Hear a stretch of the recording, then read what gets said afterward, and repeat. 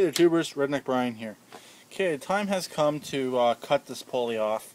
I have let it soak for a few days and it is not coming loose at all. So I didn't want to have to cut it because you always have the risk of nicking the crankshaft if you cut it, and then it practically makes the engine useless after if you nick the crankshaft too badly, because if you try to sell the engine, stuff like that. So and also, if I ever wanted to sell this engine, I can't sell it with the pulley on anyway, so no matter what, the pulley has to come off. So I brought it out here. It's sitting on a piece of cardboard so I don't scratch up the shroud cover at all. There's the keyway. If you can see it down in there, right on the top, right around 12 o'clock. Or sorry, it's actually right around 2 o'clock is the key. And my plan is I'm going to cut the pulley off just above the crank, and then I'm just going to cut it down the keyway on just on the one side. Hopefully that will be enough to release it. And I'm cutting it on the keyway, so hopefully I can avoid any damage on the engine. And if I gotta turn the engine, I can. But actually, I think where it is right now, I should be okay. I did get some oil coming out the intake. All the seals in this engine, like I said in the previous video, are all good.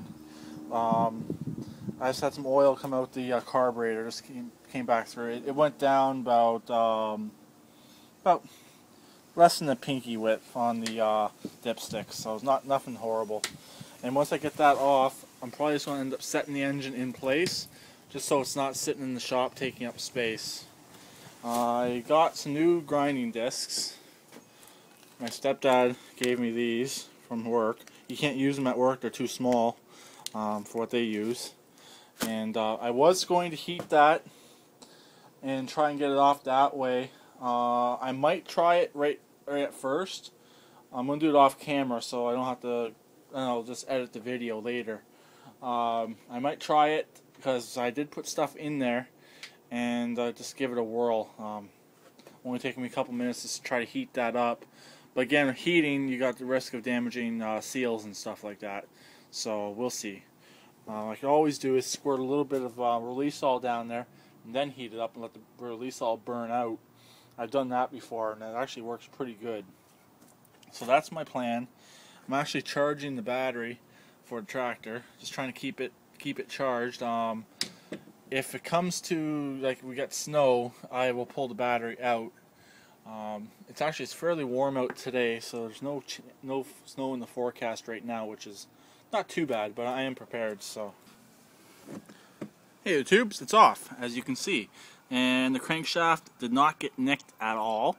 Even the keyway came out perfect, no nicks in the keyway. So if I really want to, I could actually sell this motor, which I'm not doing. Eventually, this motor will be sold whenever I find an engine for whenever I find my V-twin. That's what this engine is being upgraded to eventually. Not right away. Don't got the money to do it right away. So the pulley came off in two pieces. Here's the top half. Like I said, just going to cut it off first. Easiest to cut it off, get it out of the way. And here's the bottom half. I started scoring it on this side, but I didn't bother. But I cut this side right here first. It didn't cut all the way through at the bottom because you gotta be careful of the pan. And I did nick the oil pan a little wee bit right there. It's nothing to really worry about. It's not going to affect it at all. And surprisingly, the little bushing even came off, which actually shocked me that this actually wasn't seized. And as you see, it moves up and down the shaft without any issues. Now I'll be able to stick my 5.5, I think it is. It's either a 5 or 5.5 inch pulley on here. I obviously got to get a different belt, and this thing, it will be set and ready to go for racer. But I might stick the stock pulley back on it for now, just so I can move it around, just be able to, for ease of movement. And one thing I like about these tractors, you could at any time downgrade your pulley swap relatively easy. Let me show you. Just by swapping your pulley back to stock, which I do have a stock pulley right there on the floor next to the filing cabinet. But how these ones work, there's the clutch right there. The drive pulley is on the bottom. So you can actually take this drive pulley off, the drive belt off, without worrying about the rear pulley and without messing with the rear pulley, even without messing with the clutch. So that's one thing I like about these ones. Unlike, say, if I had a Craftsman, which has a single belt that goes all the way to the rear end and up to the front, you'd have to swap it out right there. Basically, you'd leave your rear end swap in place, and you just put the front pulley back to stock. Because obviously, whenever you change pulleys, you don't change anything with the middle pulley. It stays stock whenever you modify these type of tractors. So that's one thing I'm happy about. And no nicks in the crankshaft, which is really good. Because that would have made it hard to sell whenever I do go to sell this engine eventually. And this engine is actually pretty clean, other than like just the normal dirt on it. And there's no oil leaks, which is nice. And now I'm just getting ready to drill and tap the 2 motor mounts holes. And then we'll get a neighbor over to help me lift this back into place just for now. I don't want to leave it outside, and I don't want to just leave it sitting on the floor of the shop. Or also I don't even want to leave it upside down too much. So I'm just going to set it in the tractor, and whenever I go to remove everything else tomorrow, I'll just be able to lift this out and stick it in a chair or something, or stick it on a stool or on anything really.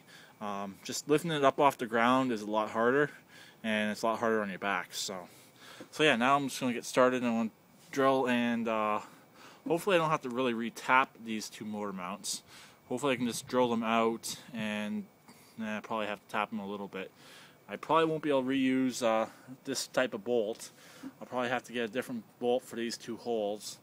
The 2 will thread in still like normal, and the other 2 will probably just be bolted through bolted. So that's pretty much it. I still haven't decided what I'm doing with the starter on this. I might change it, I might not, unless I can find a little bolt to fit in here. As you know, it's loose. And that's pretty much it. So I'll talk to everyone later, and bye for now. I'm happy.